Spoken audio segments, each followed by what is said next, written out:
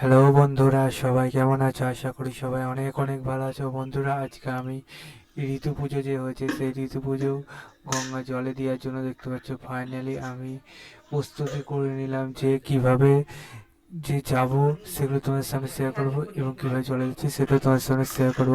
দেখতে পাচ্ছ ফাইনালি বন্ধুরা এগুলো জলে দেওয়ার জন্য বাড়ি থেকে আমি সংগ্রহ করলাম।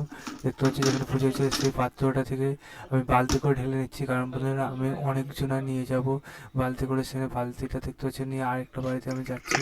এই বাড়িটা থেকে নিয়ে আমি সাইকেল করে এবার চলে গেলাম যে আমি হচ্ছে যাবো গঙ্গার ধারে। সেখানে দেখতে পাচ্ছি শিব মন্দির পেরিয়ে গঙ্গার যে যাওয়ার রাস্তা, গঙ্গার যাওয়ার রাস্তা দেখতে পাচ্ছ আশেপাশে তোমাদের দৃশ্যটা আমি তো শেয়ার করে দিয়েছি আগেই।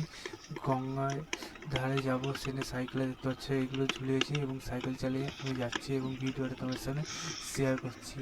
বন্ধুরা দেখতে যে দূরে সূর্য দেখা যাচ্ছে সেটা তোমরা দেখতে পেলে। দেখতে পাচ্ছ কিন্তু রাস্তা খারাপের জন্য বালি দিয়ে যাচ্ছি, তো সেখানে এবার হেঁটে এবার সেখানে পৌঁছাবো। দেখতে পাচ্ছি সাইকেলে রেখে বালতিটা হাতে করে নিয়ে যাচ্ছে গঙ্গার ধারে, অনেকজন বিসর্জন দিচ্ছে।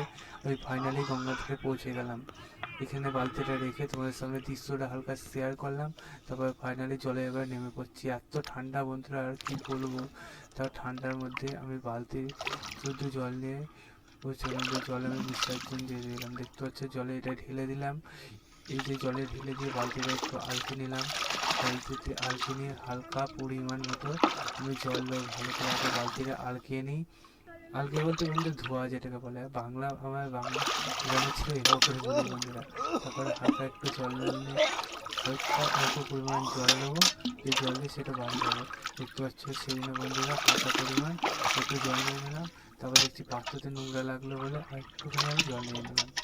এই যে জলটা নিলাম, এই জলটা নিয়ে এবার আমি বাড়ি যেতে থাকি। দেখতে পাচ্ছি ঠান্ডা কনকনে, আমি প্যান্টটা ফুল